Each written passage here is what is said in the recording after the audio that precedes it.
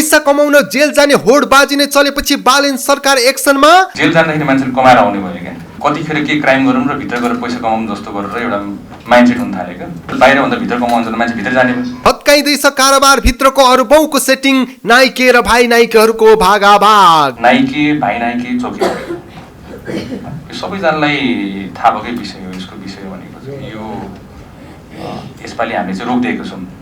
यो चौकीदारको नियुक्तिमा हामीले ट्रान्सपेरेन्ट हिसाबले गर्नु पर्यो। जेल जाँदाखेरि मान्छेले कमाएर आउने भयो क्या, समस्या चाहिँ यो भयो, बुझ्नुभयो नि होइन।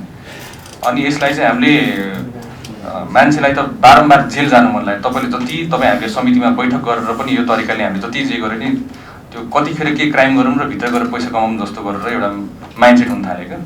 भित्र गएर कमाउँछ भन्दा बाहिरभन्दा भित्र कमाउँछ भने मान्छे भित्र जाने भयो, परिवार पाल्न त होइन। त्यही भएर यो चौकीदारको नियुक्तिमा पनि ट्रान्सपेरेन्सी आओस् भनेर हामीले त्यहाँ हाम्रो महानिर्देशक डिजी साहबलाई हामी त्यही अनुसार निर्देशन पनि दिएको छौँ। र चौकीदारको नियुक्ति अहिले रोकिदिनु, त्यसमा केही नभए पनि ट्रान्सपेरेन्ट हिसाबले 3 जना त्यहाँको चौकीदारमा उपयुक्त व्यक्तिहरूलाई चाहिँ कारागारको लागि चाहिँ उहाँहरूले आफ्नो तपाईँको सिभीदेखि लिएर सबै दिनुहुन्छ। उहाँहरूले त्यही अनुसार अप्लाई पनि गर्नुहुन्छ र त्यसमध्येमा चाहिँ बेस्ट वान हामीले छान्छौँ भन्ने हिसाबले ट्रान्सपेरेन्ट हिसाबले चाहिँ हामीले गर्ने भनेर हामीले अहिले चाहिँ एकछिनको लागि चाहिँ हामीले रोकिदिएको छौँ। सो हामी सकेसम्म हामीले आफूले गर्नुपर्ने काम कर्तव्य त हामीले गरिहाल्छौँ ट्रान्सपेरेन्ट हिसाबले गर्नुपर्ने, किन त्यही नै हो हाम्रो जनताको म्यान्डेट। आफ्नो जेनजीले दिएको म्यान्डेट पनि त्यही हो, किन उहाँहरू नै हो यो देशको भविष्य भनेको चाहिँ होइन। हामीभन्दा अझै पछिल्लो पुस्ता हो, तर उहाँहरूलाई पाउने देश कस्तो दिने भनेको त तपाईँ हाम्रो हातमा चाहिँ छ। अब यो विषय भयो होइन। अब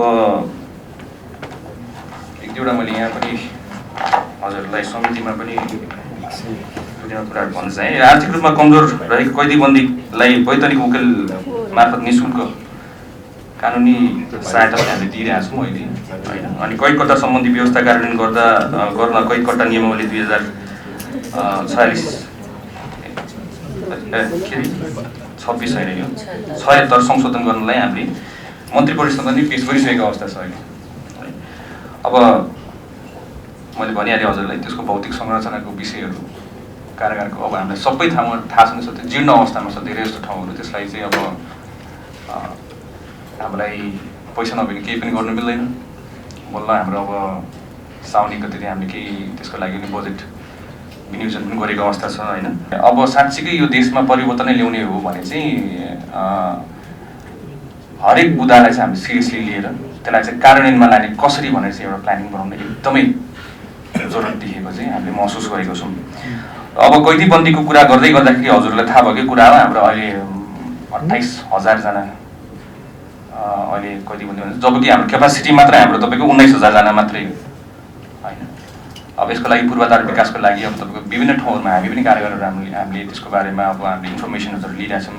त्यहाँको कारागारको स्थिति, त्यहाँको भौतिक संरचनाहरूको विषयमा होइन, त्यसको लागि चाहिने बजेट, त्यसको लागि डिपिआरहरू हामीले तयार पार्दै नै छौँ। त्यसको लागि अझै राम्रोसित हामीले यसलाई कारागारलाई एउटा नीतिगत हिसाबले अनि एउटा व्यवस्थित ढङ्गले हामीले कसरी गर्न सक्छौँ भने हामी त्यसमा उन्मुक्त भएकै छ।